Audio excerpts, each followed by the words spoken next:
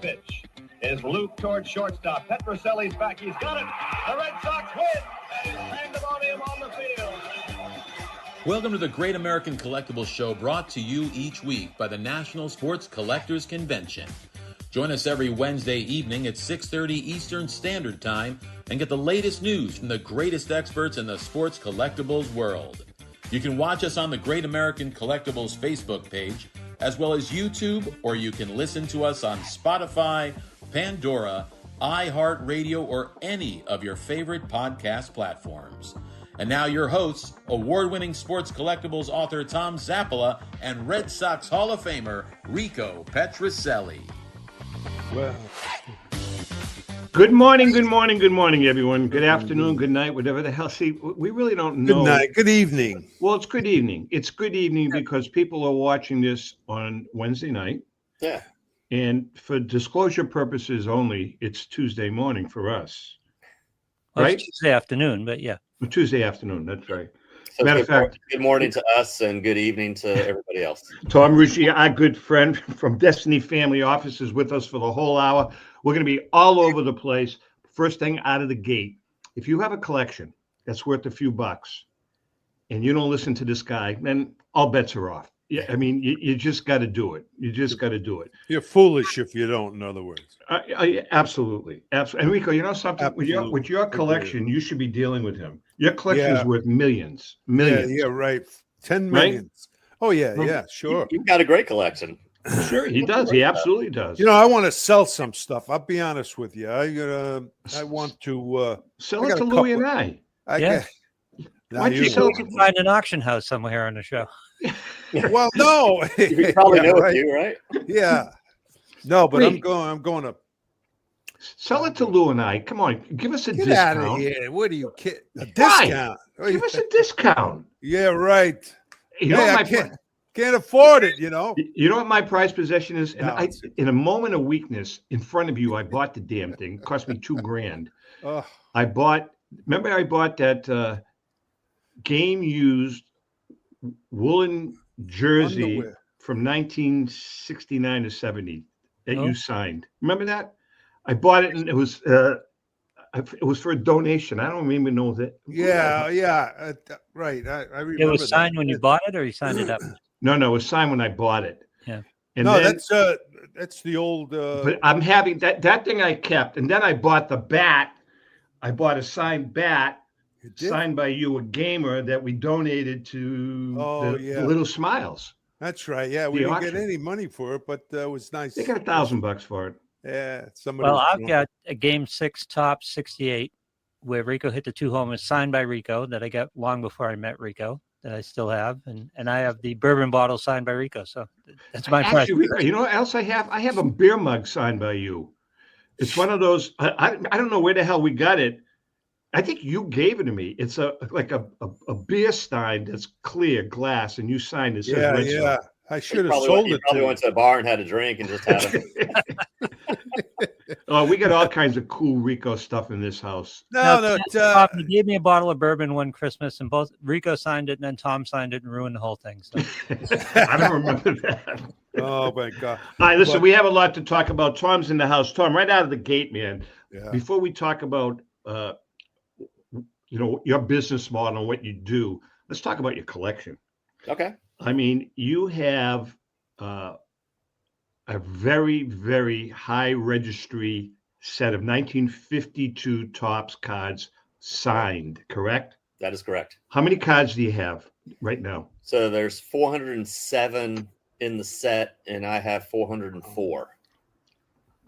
Now, I'm only missing 3, and believe it or not, between 2018 and 2022, I was at 17 for 4 straight years. I needed 17 cards. So what are the 3 you're missing? The 3 that I'm missing are Marv Throneberry, John Eulis, and John Benton. Now, do they exist? Do we know if they exist? So there's a Throneberry and a Eulis, both one in the PSA registry, both of which are pretty new. I know Heritage has got a big 50s collection that they've purchased, and I'm hoping that that those two are in that, so they'll come up for auction sometime soon. But I'm not sure if that's the case or not.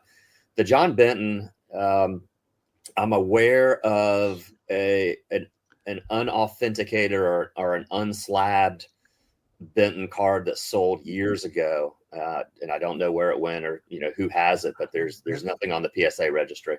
I mean, would it benefit to take a shot and, for instance, contact Marvelous Marv's family and just ask the question, hey, you happen to have a 52 Topps that he signed, and I'll pay you good money for it? Have you ever thought about that, contacting the family?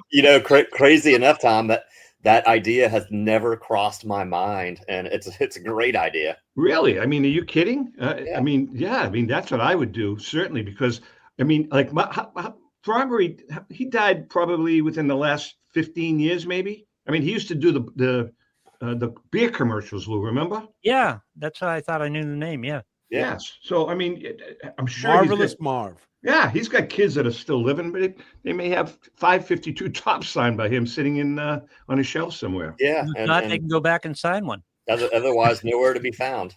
Exactly. Yeah. So who's Benton? Who's Benton? Yeah, I have no idea. Who is that? John Benton. Did you say John Benton, Tom? John Benton. Yeah. Was he any good? I don't know much about him either. Yeah, that's the fun of doing the signed set collections, because like a lot of us that started in collectibles as a kid, opening up packs of cards. I bought my first pack in 78. I didn't complete the set, but 79 I had this big initiative to get the entire set signed. And of course I used to like mow lawns and sell stuff at school, candy and stuff to get money to buy baseball cards. But my 1979 set, I needed Mario Soto was the last card that I needed. And I probably bought 2 frickin' boxes of wax packs, opening them up, searching for that Mario Soto card. And I get the same, exhilaration out of, getting an additional signed card towards my set. It's the same feeling. Oh, yeah. So the cards that are signed that you have, what percentage of them did you buy signed versus, like, 1978, 79, 80, a lot of those guys were probably still alive. Did you take raw cards that weren't signed and get them signed by some of those players? Absolutely. I mean, being born and raised in Florida, I started going to spring training games in the late 70s, mid 70s, actually. I think I told Rico this, the first first game I ever saw was the Red Sox against the Phillies in Clearwater in 1975. And how did Rico do? Do you know how Rico I didn't make the trip. I was too old. Me and Yaz. Rick, did they used to do that to you guys? At the end of your career, did you still travel all the time, like in spring training? You would still do that? Yeah. Yaz would stay home for real long trips. We had some pretty long trips, but when we were in Winter Haven, Clearwater wasn't that far, so it wasn't too bad a trip. But no, those towards the end of spring training, most of the guys would make the trips. Everyone, because it's getting close. Everybody wants to get ready. So at that point, and I'm sorry for digressing a little bit, but look, Rico, I never asked you this. At that point, like, where were you for the longest period of time? Was it Winter Haven during spring training? Like, over the 13 years that you were there, where were you for the longest period? I know you were in Scottsdale for a while. Scottsdale, Arizona. Yeah, I was there for 63, 4, and 5. Yeah, 3 years there, and then the rest of the time was Winter Haven. But, so did you and Elsie rent a place, or did you own a place in Winter Haven? No, we rented the place because we had the kids, and okay. Some of the guys stayed at the hotel, the new Rick's Hotel, which was about 150 years old. I hated to see the old Rick's. So when you put the water on to take a shower, cockroaches would come out. Oh, God. Be all over that. But anyway, yeah. But yeah, it was a good experience. Really was so. Well, spring training's fun. I mean, as a player, I would assume it's a lot of fun. Certainly, as an enthusiast and a collector, it's a lot of fun. And going back to your question, Tom, I racked up. I start when I did my first couple spring training games. I'd get like one of the not the guides, but the scorecards signed. And then I just had this thing hit me, how cool would it be to have Rico's card and get Rico to sign it in person? And that was a no-no at the time, Tom, right? Yeah, kind of was. Yeah. But I built up a very large collection of, some 60s, but mostly 70s and then into the 80s of signed cards. And that's what prompted me, after I got out of college and started collecting again, to really focus on the signed cards. I have a ton of signed cards, that were given to me by one of our good friends, Rico and myself, as a gift, because he did a little speculating and struck out. He gave me 25 signed Greg Jeffries cards that I have in my closet. Yeah, the Mets struck out there too. Exactly. But Tom, it's a good idea for collectors to go to spring training. Tell you why? Because that was the happiest time of the year for the players. You go to spring training, especially if you were an established player. Right. You go, you enjoy. If you're from the north, it's cold. You go down to Florida. It's the weather's better, and the guys are in the best mood. So you wouldn't just blow people off. You'd actually sign an autograph. Usually it's signed. I don't know how it is now. It probably is a little tougher, but you never know. So if somebody wanted to go there, if they could afford to go down to see a couple of teams, I'd take a chance. Plus fans would come down every year with their families, husband and wives. I mean, I can see that. It's a fun time. It is. Feel free to jump in here with a question. Yeah. Well, how many of the Red Sox team? Who's the signers and who wasn't? Who are the guys who had no way? They're not just not doing it. During my years, Lou, it was pretty much maybe into the 70s, close to 75, 76. It was a little different. But most of the guys signed, everybody signed because, there was nothing like it's now. Yeah. It is now the industry, the way it's going. But so we're pretty much signed.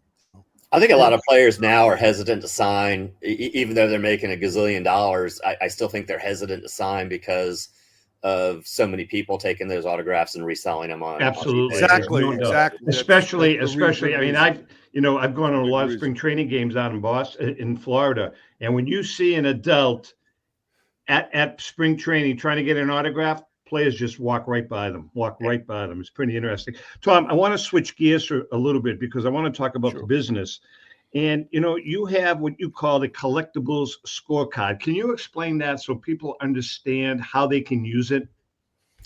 Well, I think the best way to explain it, and I've talked about this on your show before, but is just to use myself as an example. And, I was going and evaluating my own estate plan, and, we've had a great run up in the value of collectibles and autographs and everything, really since COVID, but certainly even over the last 10 years. And I've always tracked everything on an Excel spreadsheet and tried to update it, as I saw different things selling that were similar to what I had. And bottom line is my collection started to become a significant in value and also a significant part of my overall estate. And as I was redoing my own personal documents, I realized that, I was in a situation that my family has not only no idea what I have, what it's worth, what to do with it, where to go, who to talk to, but they also don't care about it. My kids have no interest in my son has an interest in some of my rock and roll memorabilia collection, but neither of my kids have any interest in the sports memorabilia. I've got 2 granddaughters, so chances are they're not going to have an interest in it either. And, I just said to myself, if I don't make it home tomorrow, a collection that's very, very valuable if handled properly, would probably not get handled properly, and it would set, my family back by, a significant amount of money. So I started the process out of knowing what I know and being in the wealth management business and managing family offices.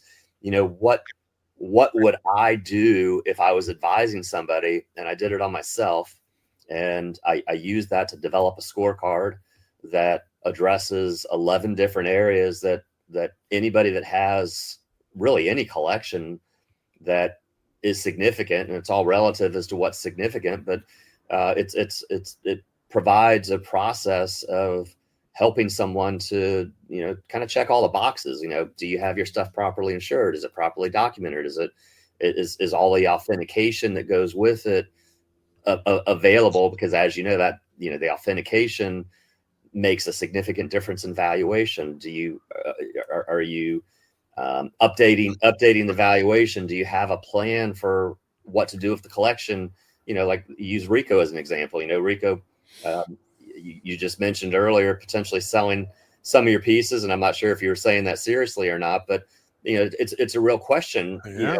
As you get older, do I want to sell it and see what happens with it while I'm living, or do I want my family to take care of it when I pass? And we all know that, we just saw the Willie Mays auction come up. Pretty much everything from his career goes to auction within a year after him passing away, and that's pretty standard with a lot of athletes. Oh, absolutely. So I want Tom, to ask you. Go ahead, Rick. No, go ahead. I want to ask you about people. Maybe what you recommend for people with smaller collections. That's exactly what I was going to ask him. See that? Well, great minds think alike.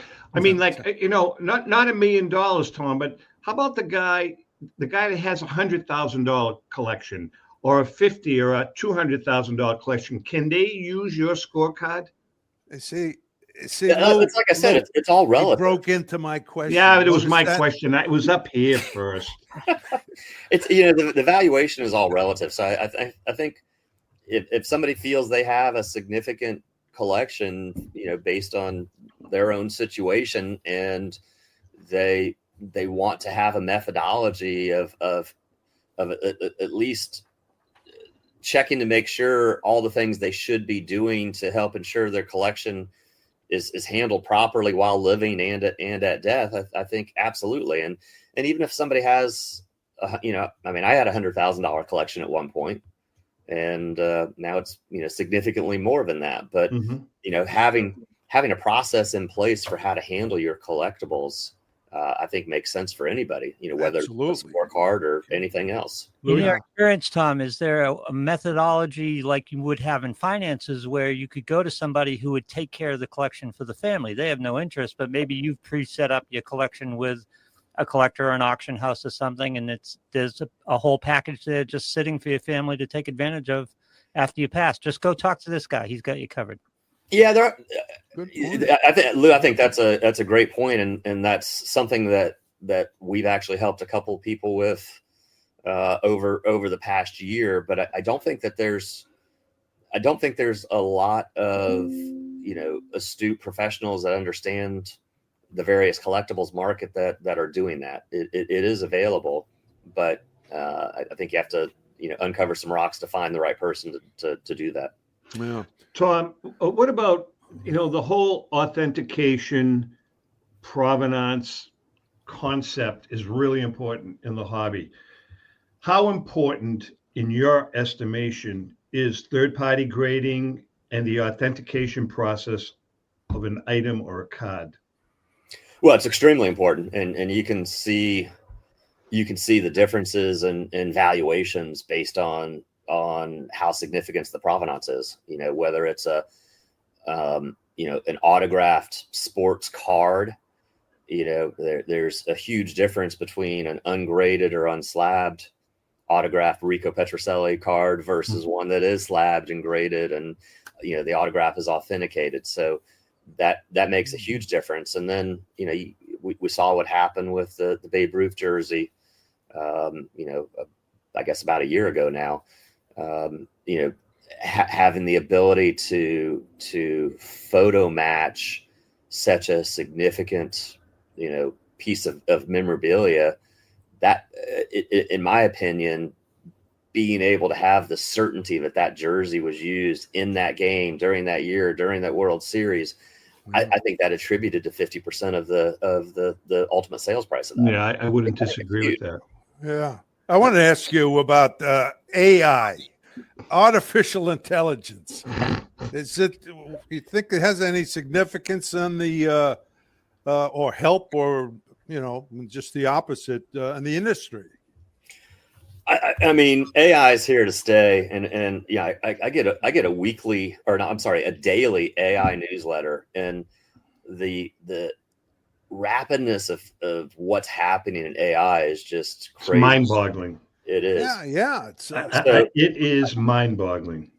I think AI as a generality has positives and negatives to it, and I think the positives is, especially for there's been a big transition of investors into the collectibles market, and I think having AI available to provide some data on various collectibles and what may or may not be worth more money, I think that's probably beneficial to somebody like that. Can AI copy a card and make it look so authentic? And that's a good question. Would come up.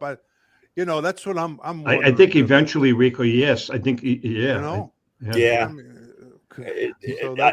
There's probably going to need to be adjustments that are made to ensure things like that don't happen. Yeah. The biggest area where I think AI could be a benefit, and I would love to see. I tell you what, is the grading. I'll give you two examples. I use AI quite a bit. I'm being honest with you. I like to dabble in the stock market, and now I go on.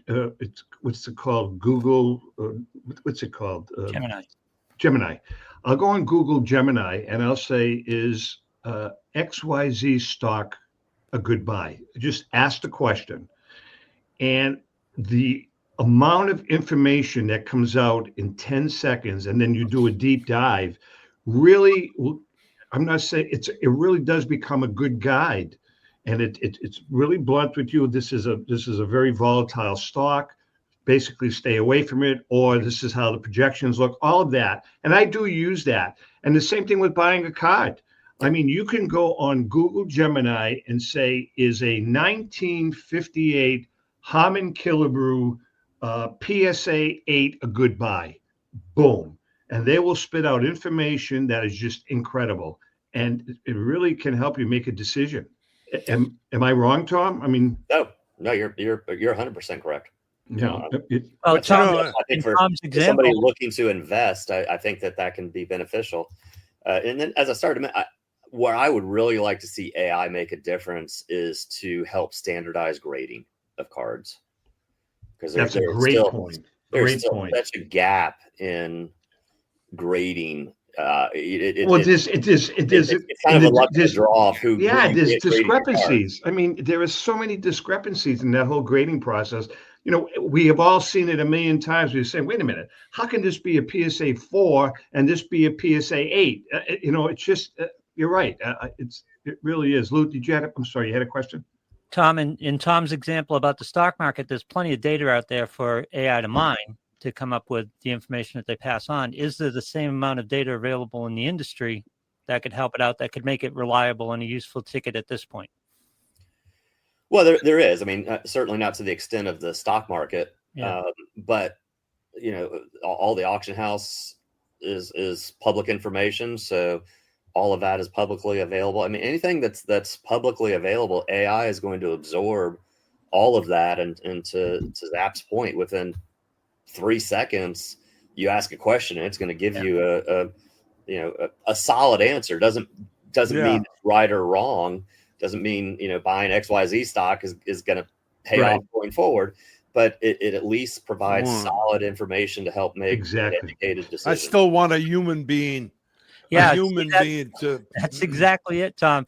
About grading, there's going to be guys like Rico who are going to, and most of the guys our age are going to be that way. Tom and I aren't, because we're into AI. I love AI. I use it a lot. I'm a big fan of it. But a lot of guys are going to be reluctant to put their grading in the hands of AI. No, I want someone who knows what they're doing. Yeah, but you know something, Lou? With all due respect to our dear friend, Mr. Petroselli, He's ancient. I mean, he's a fossil. And I'm not saying that sarcastically, Rico. What I'm saying is that whole generation. Really? No, that whole generation that's a little older than us. That wasn't sarcastic. Don't worry. That whole generation that's a little older than us.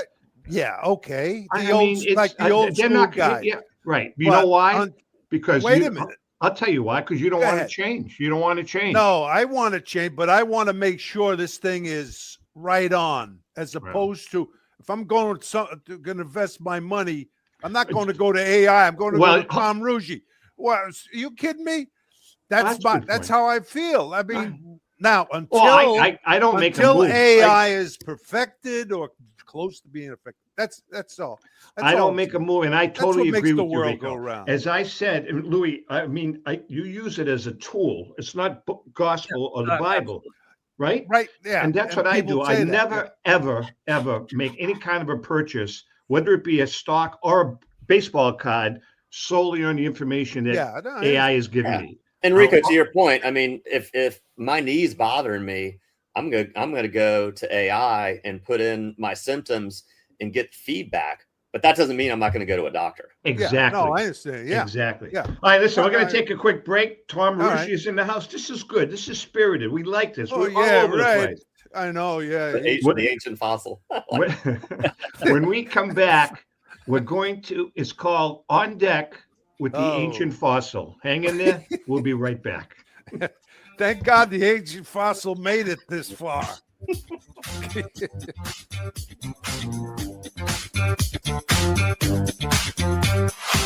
I'm Rebecca Curry, a two-time child cancer survivor, recipient, and advocate for Lucy's Love Bus. The mission of Lucy's Love Bus, 501c3 nonprofit, is to provide joy, comfort, and quality of life for the entire family of children with cancer.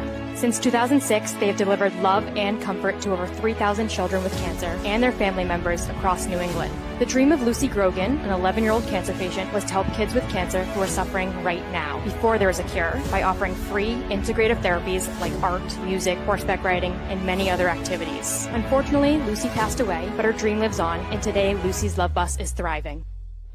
I'm Red Sox Hall of Famer Rico Petroselli. I hope that you'll consider supporting Lucy's Love Bus and all of those children who have been stricken by cancer. The Great American Collectibles Show is partnering with Lucy's Love Bus to help these kids. Let's continue Lucy's dream. Please go to lucyslovebus.org for more information.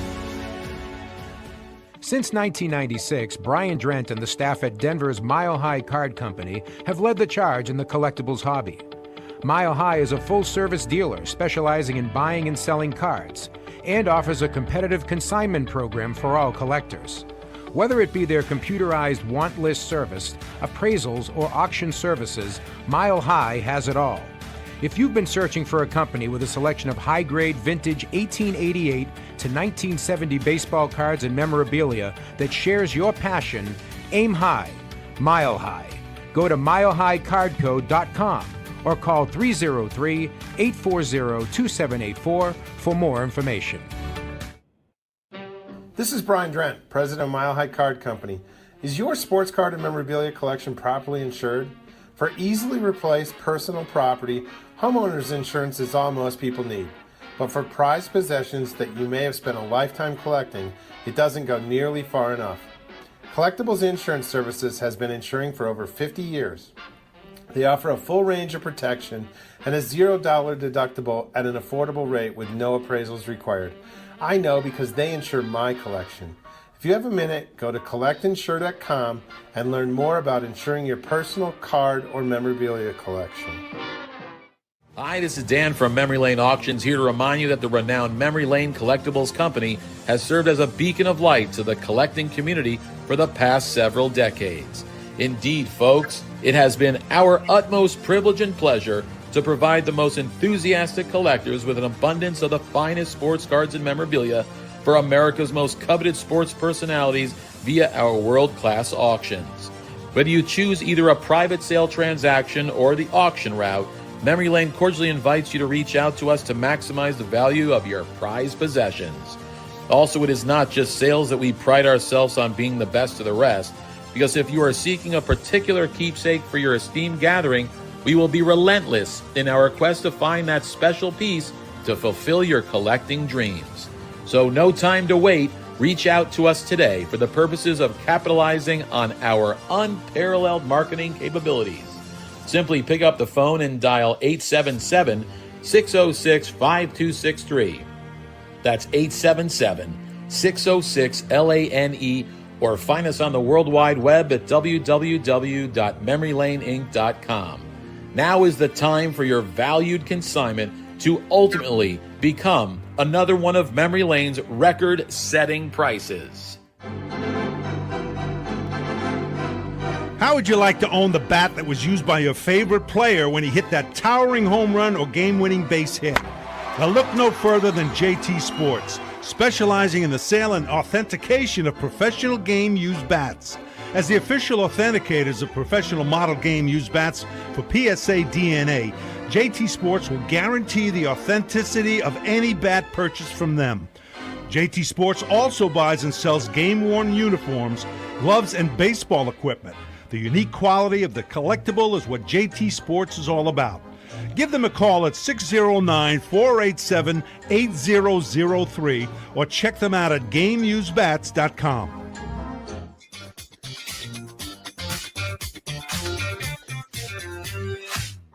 Okay, we are back, and Tom Ruggie's in the house with us. God, Rico is not. You know something, Lou? Look at this. He's got a lot going on.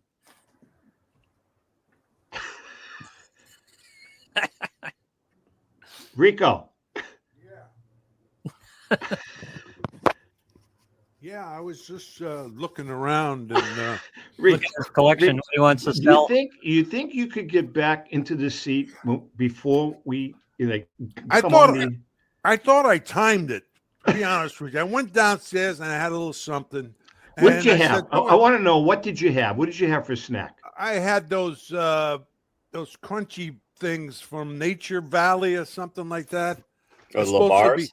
Yeah, they're supposed to be so healthy. So why don't you bring them up? I did. Yeah, you did it at the commercial break. Why don't you bring them up before the show starts? Look. Oh, they're falling out, all the crumbs. See, this is what I had. Nature Valley Crunchy.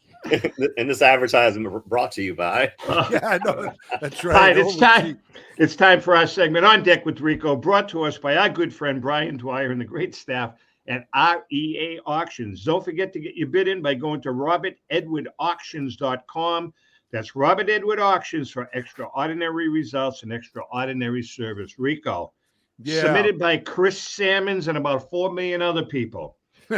Was the Ohtani performance the other night the greatest single game performance in the history of Major League Baseball?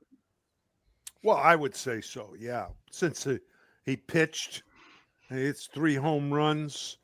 Yeah, the guy, they were pitching him tough until that day. He was chasing. He had 10 Ks too. He struck out 10. Yeah. I mean, well, as a pitcher, yeah, but I mean, as a hitter, he was struggling. He chases everything. I mean, he was swinging and everything, but this time he got pitches to hit, and he's so strong. I mean, what a performance! And I did a little dive into Babe Ruth, and when Babe Ruth pitched, it was the dead ball era. So I think he had 1 home run and pitched in the same game, but I couldn't find anyone that came close to that. Lou, I mean, you're a baseball guy. Talk to us. That game, single game. I mean, there's no single game. There's no dispute. And I'll go further. Ohtani is the best player there ever was. The argument's over. I mean, the argument is just over. I don't understand. Vintage, modern Ohtani is the greatest there ever was. It's simple. Well, why do you say that? I don't know if I get that. Yeah, I'm not sure I can agree with that. But support your theory there.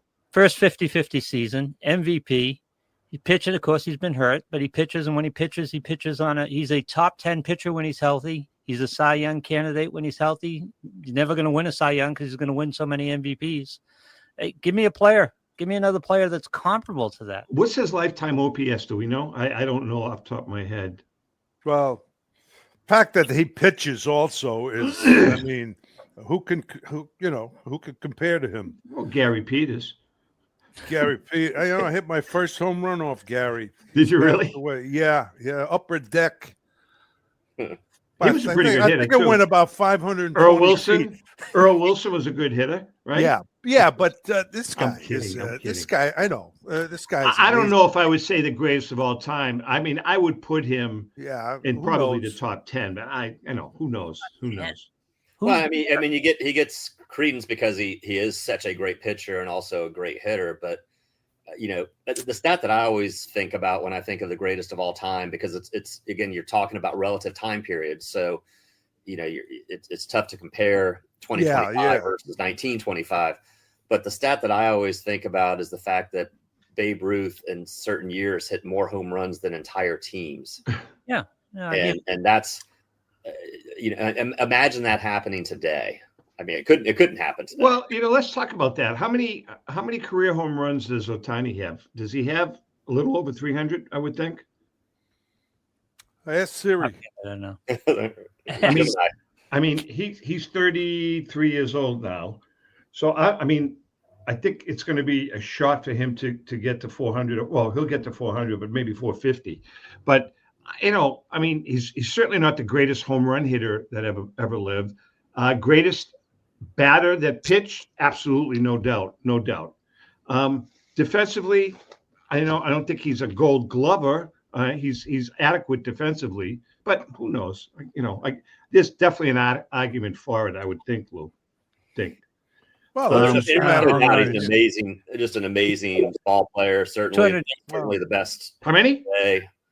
And I do agree. 280. With Rico that was the best one-game performance in the history of there's baseball. no 280, Louis. But something, you have it in front of you. How old was he when he broke in? Because he had played for quite a while in Japan, correct? 2018, and he was 23. So he was 23 when he broke in. So probably smart. Yeah. All right. Listen, Tom, I do have a question. I want to talk about. We've talked about it a lot on this show. I have a real problem with it. And a lot of people disagree with me. Manufactured rarities, I think, are getting out of control in the hobby. It's become a money grab, in my opinion, for the manufacturers. And if they can create one of something and make a buck out of it, that's what they're doing now. And I think a lot of the modern and ultra modern collectors are falling for it. What do you think? I 100% agree with you across the board. I think to those of us that have been collecting for a long time, would I rather have, being an autograph collector, would I rather have a signed 33 or 34 Babe Ruth Gowdy versus a 1-of-1 Jordan Kobe Bryant card? I mean, to me, there's absolutely no comparison for that. But, I think the positive things is that it does bring a larger audience to the collectibles market. Well, hold on there. Let me ask you this question. I don't want to interrupt, but and Rico disagrees with me on this one, I believe, but it's bringing a whole new set of eyes and ears into the hobby. But are they hobbyists or just investors? Are they interested in the love of the hobby, or do they just want to flip a card? It's probably a little bit of both, but I still, it's kind of like me doing my football elimination thing. So now I track football an awful lot more than I would have otherwise because I have skin in the game for what happens. So I think it's like all marketing is good marketing, but long term, what happens, we'll see. I mean, I was shocked to see Kevin O'Leary being one of the investors that paid that much for that card. And, Kevin obviously is an extremely astute, smart person. And, perhaps he knows something that, I don't know when it comes to this. But again, I would have never paid that much for that card. And to your point, Tom, the fact that every single year or every single month, a new one-of-one product can be developed on an ongoing basis. Where does that end? Well, who authenticated? Who authenticated PSA. that card? PSA did. Okay. Yeah. But you go on Sports Collectors Daily and there's a section called new releases. I don't know if you've ever seen it. Every single week there's a new release coming out by either Panini or whoever, Tops, or Foot, one of one. It's just, I think it's so out of hand. Lou, what are your thoughts? I know you're not a card collector, but you've seen it. You see it. What are your thoughts on that? Well, I get a little reluctant at this problem about being just a collector for the love of collectors. What percentage of the hobby do you think is collectors who are just in it for the love of collecting? I think at the vintage level, Lou, 80%. At the vintage level, people, that's 80%. I would say 80%. 80% of the people that collect vintage cards, 20s, 30s, 40s, T206s, I think those people are in it for the love of the hobby. Really do. It's a passion. It's like I don't know, any hobby, like a real hobby. I think that at the other end of the spectrum, the modern to ultra modern, I'd say maybe 50%. Do you have a number, Tom, on Tom Zappler? Do you have a number on how valuable your collection is? Me personally? Yep. Yeah. You don't have to tell me the number. Do you have it? Oh, yeah. So it's not just about love of the hobby. No, absolutely. Yeah. No, I never said it was just the love of the hobby. But as you know, Lou, when I started collecting T206 cards, I was collecting T206 cards. I didn't care about the values. I was collecting raw cards and just accumulating them. Right. So point being is there's nothing wrong. There's nothing wrong. And here's the difference to answer your question. There's nothing wrong with knowing the value of your cards. But if you know the value of your card and you own the card for 3 weeks and then you flip it, that tells you something. I've had my cards for 20 years, 25 years. I would add to that. I think even as a passionate collector, I think it would be foolish to have, to be purchasing for a collection without paying attention to not only the valuation, but the potential future valuation.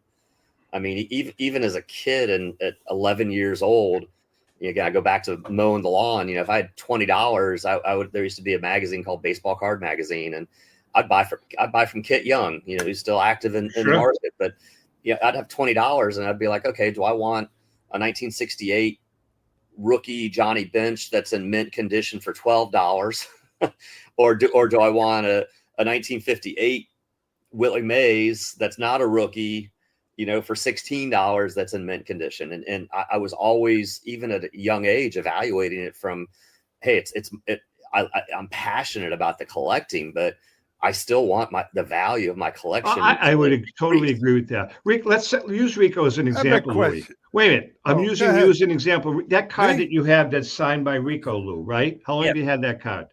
Oh, since I was in my 20s, so 30-odd years. Why do you have it? Because I love it. Why do you love it? Because Rico was one of my favorite players as a kid. And you're making my point.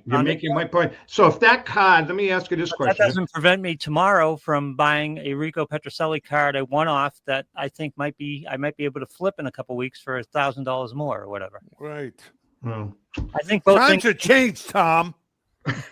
Times have changed. I got a question for Tom, Ruggie. For someone, because we have millions of hobbyists, people in the hobby that are watching and listening. Most of my family. Tom, for someone entering the hobby, not watching. For someone entering the hobby today with an investment mindset, like we were talking about, what are the top 3 mistakes to avoid for those people? Well, that's a damn good. Someone must have written that question for you, because you certainly did it. I would. My answer would be akin to the same thing with investing. Period. Whether stocks or whatever. I think the top mistakes being made is do you buy low and sell high, or do you buy high and sell low? And I think a lot of people in the stock market, and I think a lot of people in the collectibles market, tend to buy high when everything's looking great and it's at its peak, and then if they're looking to turn around and flip it, it may not look so good. So that's number one. Number two is diversification. I'm like Zap. I'm not a big current collector, but if I were somebody that was wanting to buy some Panini 101s, I would want to have a diversified portfolio of my collectibles investments with some vintage in it, some autographs, some game use stuff, whatever. Again, diversification would be a good recommendation. And then I think the third thing I'd say is understanding the difference between what I would call, using the stock analogy, what I would call blue chip stocks versus penny stocks. And to me, blue chip stocks are vintage. Long term, you are never going to do bad with Babe Ruth, with Mickey Mantle, with even Michael Jordan, which I wouldn't call extreme vintage, but certain athletes you're not going to do bad long term. But penny stocks is gambling on somebody that's current today. Maybe not an Ohtani at this point, because even if he got injured, God forbid he got injured tomorrow and never played again, he's made a mark. But somebody that plays for 2, 3, 4 years and either gets injured or just doesn't live up to expectations, and yet you spend a lot of money on them, such as the 25 signed cards you have of Greg Jeffries, Tom. That's gambling. And I couldn't agree with you more. I look at Ohtani is like a NVIDIA. Let's look at it that way. A modern stock that's really solid stock and doing well. But then there are a lot of other players that are $4 stock that's volatile. It's you can go either way. But the thing is, on vintage, there's so many fewer people that can afford the prices. That's not true, Rick. Well, no. Well, I mean, not as many as you can buy. You can still buy a low end or even a mid-range, mid-grade 33 Gaudi T205. You can pick up a T206 card for $35. Okay, see all the people listening, the collectors are listening. That's great advice. Both of you. I mean, you don't have to listen. We've always called it the 80-20 rule. Yeah. 80% of the collector world can't afford to buy a 33 Gaudi PSA 7. They may be able to afford a 1, or they may not even be able to afford a 1, but be able to afford a Rogers Hornsby 1. Yeah. I mean, that's all. All right, listen. And also, you can always upgrade. I mean, I absolutely. I'm in the signed card world, but I mean, I just bought a 74 Fisk signed that is graded a 9, and I'm like, I love being able to upgrade from a 5 to a 9 on a card that I love. Sure. All right, listen. I want to talk about our good friend Charlie Perino and JRI Cards. If you want to have an absolute blast at obtaining some great modern and vintage cards, you got to check out JRI Cards. Our paisan, Charlie, the Iron Ripper Perino, I just spoke to him this morning, Rico. He sends his best.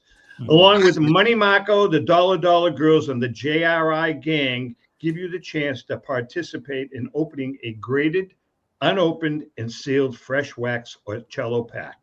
It's easy. You buy in, Charlie opens the pack, and you get a pack fresh card. It's that simple. And as a matter of fact, if you pull that special jewel, the guys at JRA will even have it graded for you. JR what?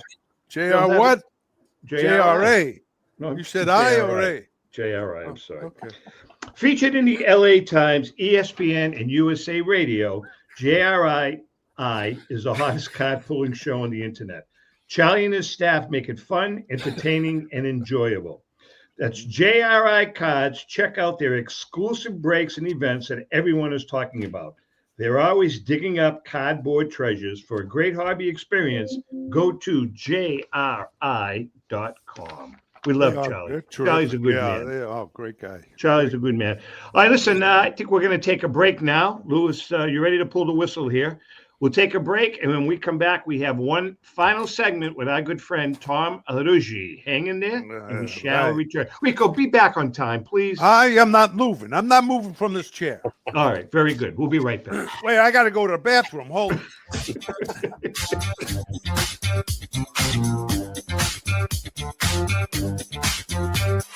I'm Rebecca Curry, a two-time child cancer survivor, recipient, and advocate for Lucy's Love Bus. The mission of Lucy's Love Bus, 501c3 nonprofit, is to provide joy, comfort, and quality of life for the entire family of children with cancer. Since 2006, they have delivered love and comfort to over 3,000 children with cancer and their family members across New England. The dream of Lucy Grogan, an 11-year-old cancer patient, was to help kids with cancer who are suffering right now, before there is a cure, by offering free, integrative therapies like art, music, horseback riding, and many other activities. Unfortunately, Lucy passed away, but her dream lives on, and today Lucy's Love Bus is thriving. I'm Red Sox Hall of Famer Rico Petroselli. I hope that you'll consider supporting Lucy's Love Bus and all of those children who have been stricken by cancer. The Great American Collectibles Show is partnering with Lucy's Love Bus to help these kids. Let's continue Lucy's dream. Please go to lucyslovebus.org for more information. Pristine Auction is a family-owned and operated online auction specializing in autographed memorabilia, sports cards, coins, art, and collectibles. Since their founding in 2010, they've grown to 2 facilities in Phoenix, Arizona, totaling over 60,000 square feet.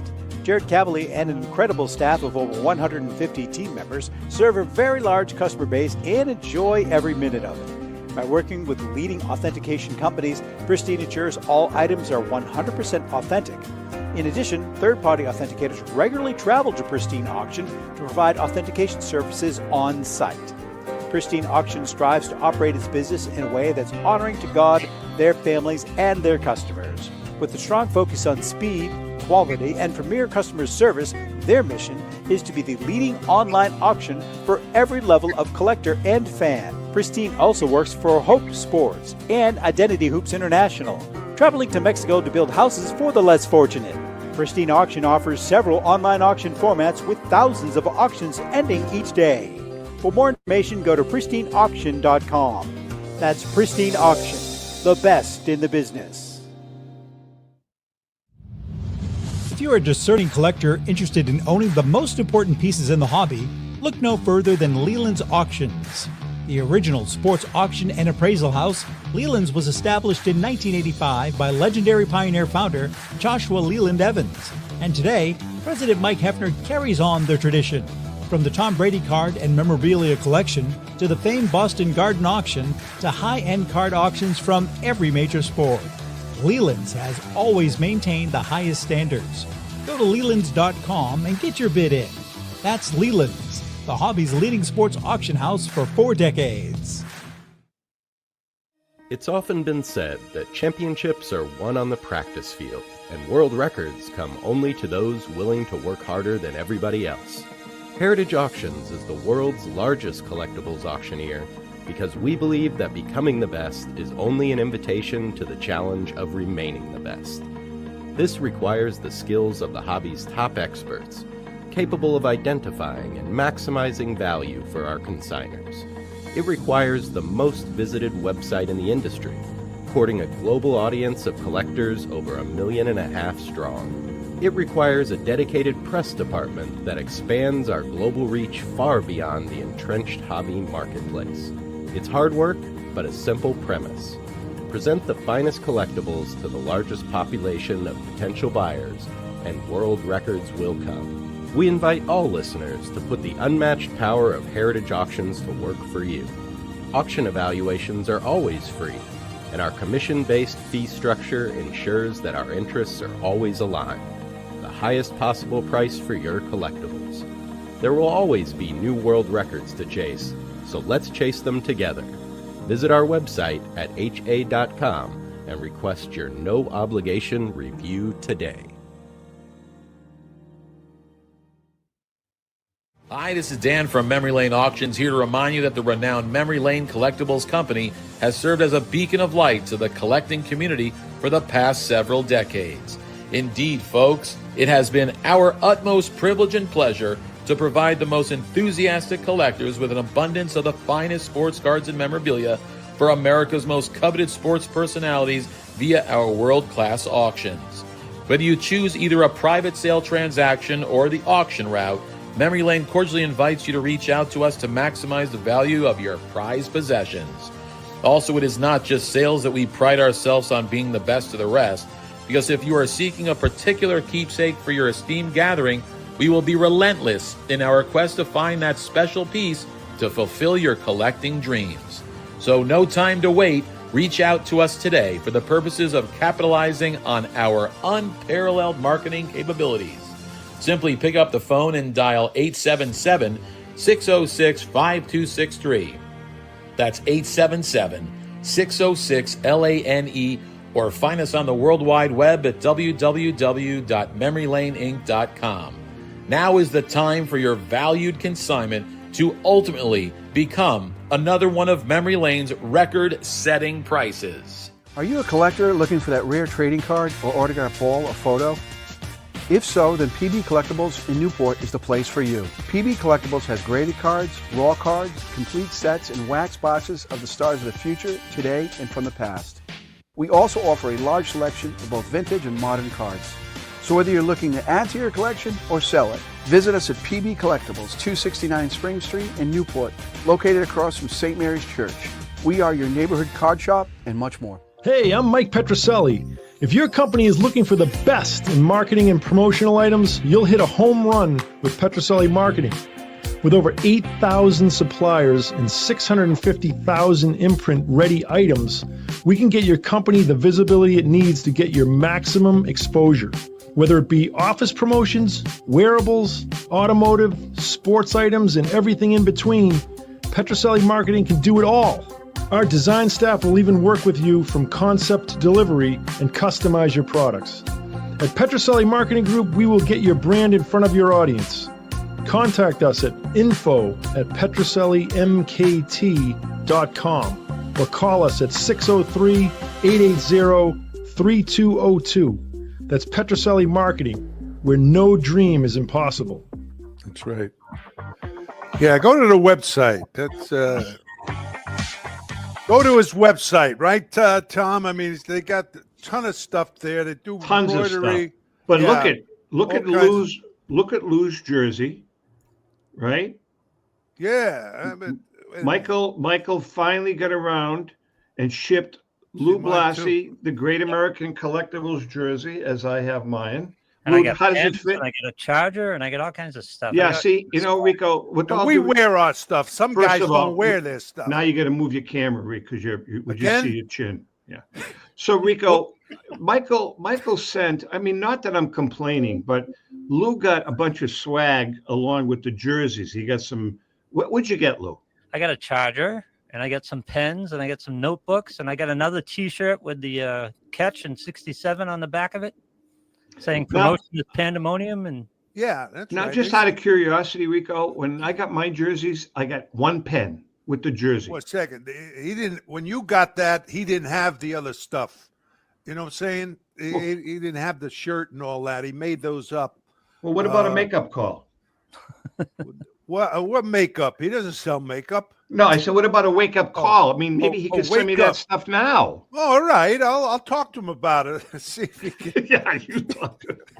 No, Sure. yeah, Willie. Hey. Yeah, all right. Anyway. All right, so let's get back to Tom Ruggie from Yes. Destiny Family Office. Tom, one of the questions that we wanted to ask you, and I want to get your opinion on this, the hobby. What direction is the hobby trending when it comes to cards versus memorabilia? I have some personal thoughts on that. I wanted to get yours. You probably have a better gauge on that than I do, because I focus on 2 or 3 little niche areas within the hobby, so I pay little to no attention to what's going on, especially with the memorabilia side. Yeah, newer stuff. So yeah, I've kind of liquidated pretty much my entire card collection, gravitating over the last couple of years to memorabilia. But you have signed cards, so that card was touched by the player, and right. that's what I kind of like with the memorabilia, that the DNA is on it. You know what I mean? Whether it be a signed ball, signed bat, a jersey, or a Type 1 photo, even. I kind of like the idea that there's a good possibility the player actually handled it. What years, Tom? What years are you talking about? You're talking about vintage? Yeah, I mean, because the modern these guys playing now, especially, they don't want to sign it, right? I know, Tom? That's a good point. I mean, you have to buy it. You have to pay big money for it. You're right. Well, and plus they signed so much, and not that like somebody like Babe Ruth and Mickey Mantle didn't sign that much, but it's definitely different now. I will say I bought a game used Ohtani jersey from when he was with the Angels, and he hit a home run in the jersey, and of course now that's all authenticated like on the spot by MLB. So, but I'll also tell you, I bought that. We talk about the investment mind. I bought that understanding that it may not end up being the best investment in the world, which it may be, but I like him so much that I just really wanted that piece in my collection. But Tom, going back to your point, on the commercial break, there was a segment that came up from Leland's, and it showed the Tom Brady card that sold for I think $3.2 million, and that was several years ago. And then it showed the Tom Brady, the actual football from his first touchdown pass, and that sold for $400,000. I personally would much rather have that football from the very first touchdown pass that he threw in my collection than the sports card. That a signed card. I couldn't agree. Not to put down cards, but there's this visceral thing about memorabilia. Tom, when we did the signing for the T206 book at the Garden for the Sports Museum, I forget the guest we had with us, but he had the two checks. Adam Cohen. It was Adam Cohen. He had the two checks that the Yankees wrote for Babe Ruth, signed by Jacob Rupert and Harry Frazee. That was so cool to be right next to those. And having those checks actually in your hand, there's a certain magic to it because it's just history. So right, man. We were that was the best part of that whole signing. You and I weren't even concerned with signing books, but the fact that he handed us those checks, and they were the checks that Rupert, Rupert Murdoch, that Rupert signed in the whole transaction. That was a blast. And the same thing, Rico, with you and I when we were at the Heritage exhibit at the National with the called shot jersey. I mean, that was cool, man. That was really cool. It was great.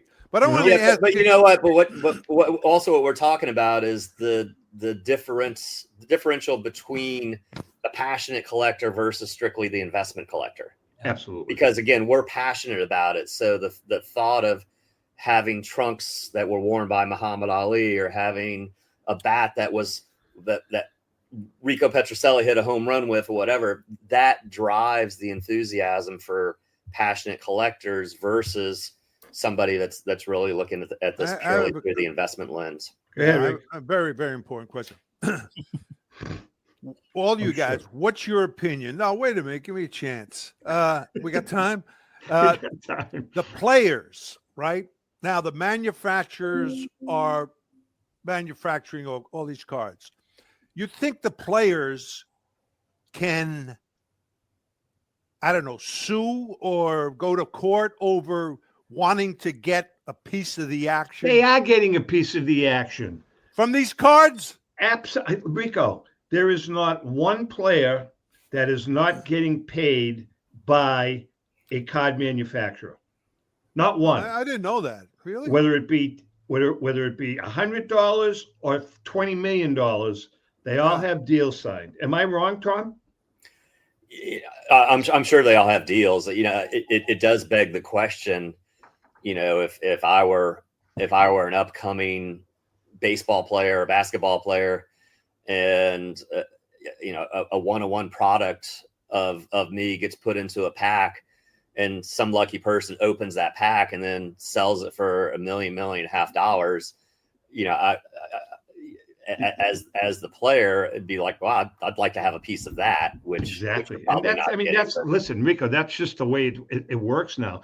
Tom, I do have a question. I'm sorry, as a financial advisor, Drake May right now, should he sign a deal with card companies for a lot of money, or should he just start signing footballs and jerseys and just packing them away and selling them himself when he becomes the superstar he's going to be? Well, he may have already signed, though, Lou. No, I know, but there's going to be additional contracts, I would imagine. But I imagine Shohei Ohtani, who, as I joked the other day, is trying to get by on $2 million a year now.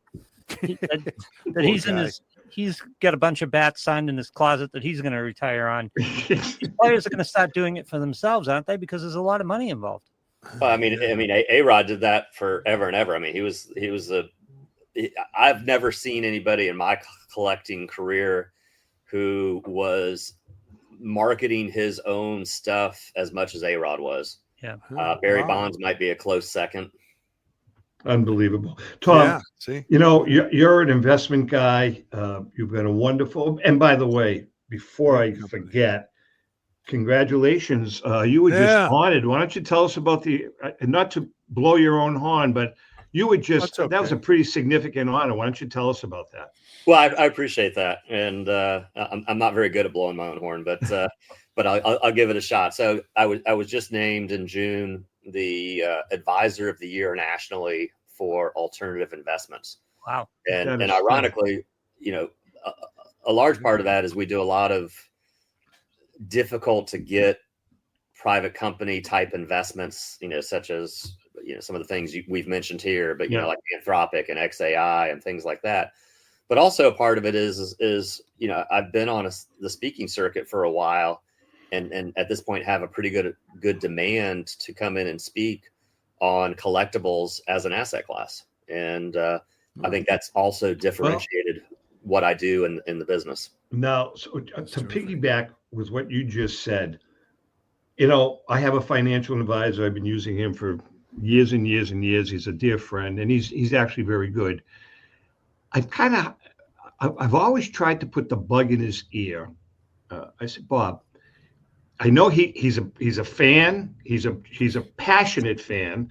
As a matter of fact, his two sons are collectors. And I've always said, would you ever consider making this hobby, for instance, vintage cards, vintage memorabilia, part of making recommendations for people as to make it part of their portfolio? Would you be opposed to that, Tom? Should people consider, making their collections, blend it with their portfolio? Absolutely. I'm